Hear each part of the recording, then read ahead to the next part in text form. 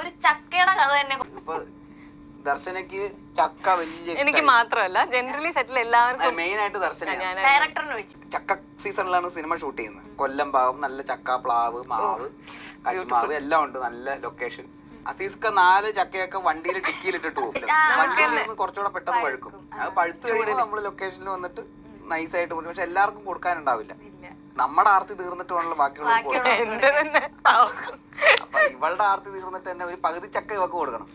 അപ്പൊ അതുകൊണ്ട് നമ്മള് സീക്രട്ട് ആയിട്ടാ കഴിക്കുക. എന്തോ സംതിങ് ഫിഷി മണമൊക്കെ അപ്പൊ നമ്മള് അപ്പൊ എല്ലാരും മെല്ലെ മെല്ലെ അപ്രോച്ച് ചെയ്യാൻ തുടങ്ങും. അപ്പോഴേക്കും നമ്മള് പകുതി ആക്കിയിട്ടുണ്ടോ മറ്റവന്മാര് വരുന്നതിന് മുമ്പ് തിന്ന എന്നുള്ള ലൈനിൽ കഴിച്ച് ഒരു വഴിയായിട്ട് നിൽക്കുമ്പോഴേക്കും എല്ലാരും വരും. പിന്നെ എല്ലാരും കൂടെ എടുത്ത് ഇനി നിങ്ങൾ കഴിക്കുന്നു, നിങ്ങൾക്ക് വേണ്ടി തരാൻ വേണ്ടി അങ്ങനെ കഴിക്കും. അപ്പൊ ഈ ആർട്ടിലെ ഫുൾ ടൈം പ്ലാവിലാണ്, ഏത് ലൊക്കേഷനിലാണ്. അപ്പൊ ഡയറക്ടർക്ക് ഇപ്പൊ പെട്ടെന്ന് ഫ്രെയിമിൽ എന്തെങ്കിലും ആർട്ട് റിക്വയർമെന്റ് വന്നു കഴിഞ്ഞാൽ ആർട്ട് എന്ന് വിളിക്കാനൊക്കെ പേടിയാ. കാരണം പ്ലാവിന്റെ മേലെ എന്തെങ്കിലും പേടിച്ചിട്ട് വീണാൽ ചക്കയിട്ടോണ്ടിരിക്കും.